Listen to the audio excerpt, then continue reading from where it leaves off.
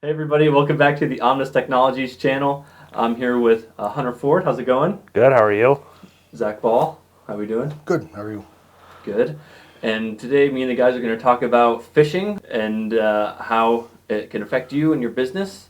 So Hunter, why don't you start off just describing phishing bird's eye view? Phishing is really any attempt to basically, you say you're one thing, but you're not actually that thing, in an attempt to gain access to somebody else's passwords, system, or trying to get personal information from them, like social security number, passwords, obviously, bank account information. It's a pretty wide range of like information that they go for. It's a form of social engineering, trying to pretend to be someone to get your information, any kind of personal information, really. Most times it's just username and passwords for some kind of service that you provide to. And they call it phishing because it's like they bait you with these fake emails and websites and stuff. Yep. Yes, Okay. absolutely. So what are some things we can do to like prevent this?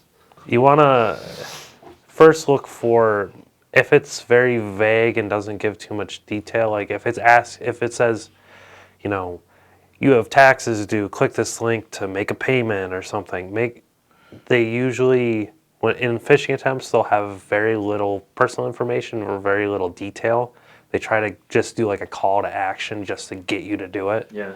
And there's usually spelling mistakes and stuff, because a lot of the time these attacks aren't coming from within the states, they're coming from like foreign countries.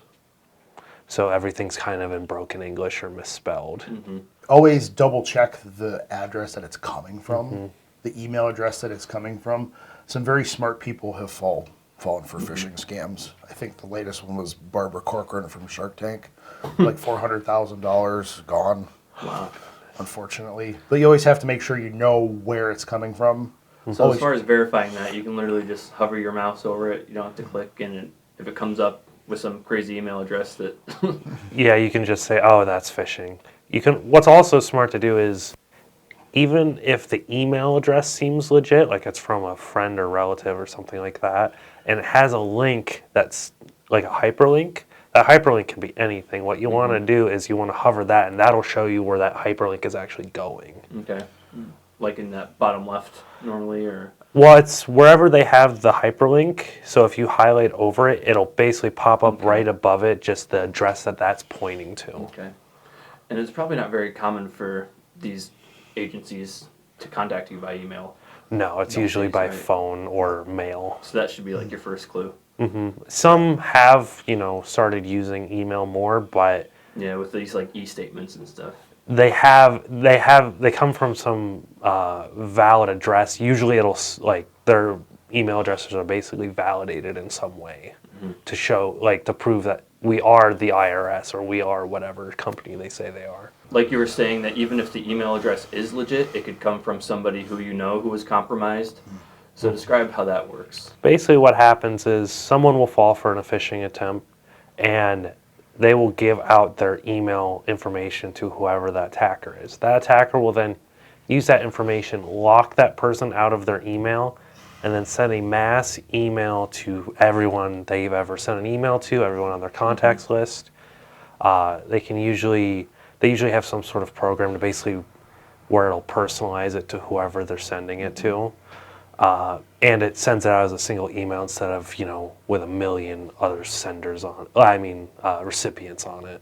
General rule of thumb, there's no good reason your cousin would need your email address and password. Yeah. Or your bank account. Yes, anything like that. There's no good reason to share any of that data with anybody. So what can you guys tell me about like suspicious attachments in emails? If it looks like it's a file that it'll say like bank statement or... We've actually gotten a couple this week to our emails that were like zip files, but it was like it was actually a picture of a zip file. It wasn't an actual attachment. I think I've just It was just an those. icon. It was just a JPEG of an actual attachment. Most email providers block zip.exe and I think .bat anymore. So you actually have to go out and download the thing to get it to run. So always double check your attachments. .exes or executables, zips aren't really supported much anymore.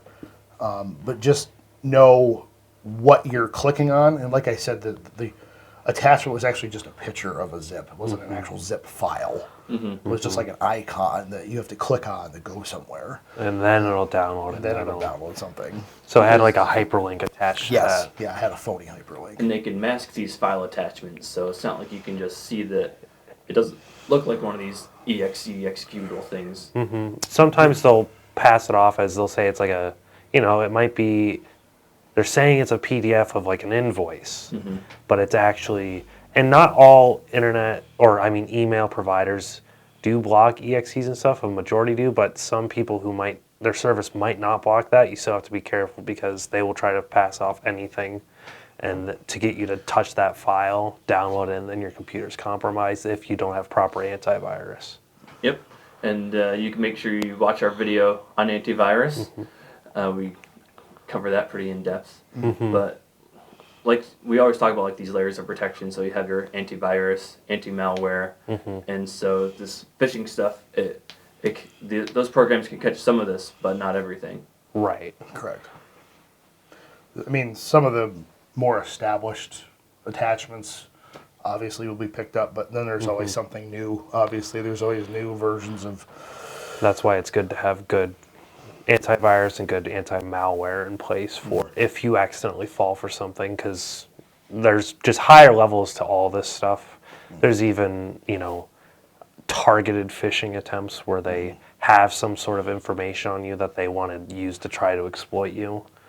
It's pretty common to see, especially if you work for an I've seen it a lot with healthcare institutions where if you work for one, you're a higher target for phishing, especially at your work email. What they like to do is there's a lot of with passwords, you have your passwords with all these different companies. They don't always stay secure forever. Yep. Sometimes these companies get compromised and that information gets out on the internet, gets out on the dark web, whatever. And then that information is accessed by someone. They see a name, an email, and a password. That password might be 10 years old and you might not use it anymore, but they might see that email and that's still your email. They'll email you trying to say that they know your password, they have access to whatever, it might be your computer, they have damning information on you, pay us in Bitcoin and we'll delete it all. And they ask for Bitcoin because it's untraceable. Yeah.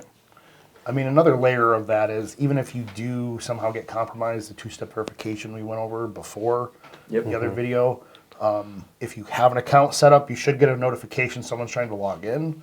So it goes back to the layers of protection that we've obviously covered. So check out our video, we'll link it below, about passwords and two-factor authentication, another layer of protection that we like to talk about.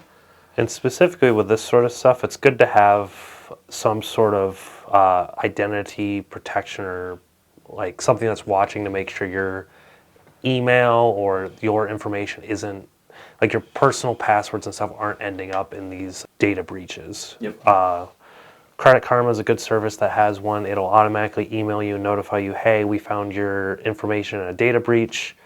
They'll give you they basically give you like part of the password and say, this password's been compromised. You probably want to change it everywhere you have it, which is a really nice thing. And I have Credit Karma personally, and they've notified me probably 2 times where my information's been found in a breach.